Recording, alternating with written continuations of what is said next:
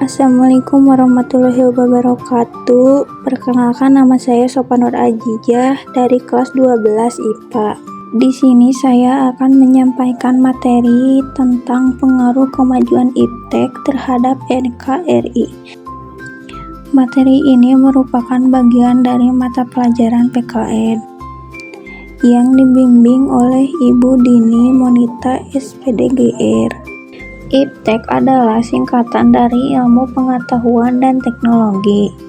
Ini merujuk pada gabungan pengetahuan ilmiah dan penerapannya dalam teknologi untuk memecahkan masalah, meningkatkan kualitas hidup, dan memajukan kemajuan di berbagai bidang. Kemajuan iptek memiliki berbagai dampak yang signifikan, baik positif maupun negatif, yang mempengaruhi berbagai aspek kehidupan di Indonesia. Berikut ini merupakan bagian pengaruh positif dari kemajuan iptek. Dari aspek politik, kemajuan iptek memperkenalkan nilai keterbukaan, kebebasan, dan demokrasi dalam kehidupan politik Indonesia. Dalam aspek ekonomi, meningkatkan investasi asing, akses pasar internasional, efisiensi pengusaha, kesempatan kerja, kemakmuran masyarakat, dan dana pembangunan. Dalam aspek sosial budaya mencakup 1. Akses informasi menjadi lebih mudah. 2. Belajar dari budaya lain. 3. Contoh etos kerja. 4. Pertukaran budaya. Dan 5. Kesadaran sosial. Dan yang terakhir adalah aspek hukum, pertahanan, dan keamanan.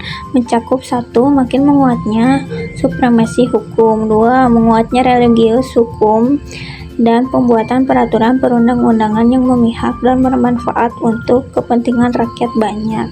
Makin menguatnya tuntutan terhadap tugas-tugas penegak hukum polisi, jaksa, dan hakim.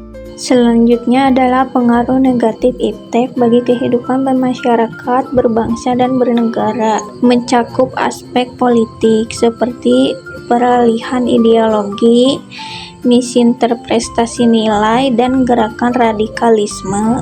Aspek ekonomi seperti persaingan barang asing, penguasaan ekonomi asing, kesenjangan sosial, peran pemerintah, dan berkurangnya subsidi.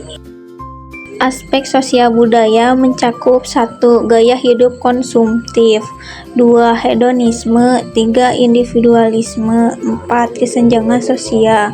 5. Westernisasi. 6. Kepedulian sosial menurun.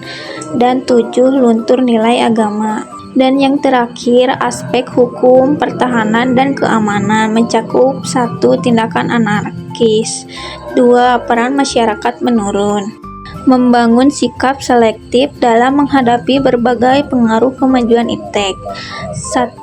Sikap tanggung jawab dalam pengembangan iptek.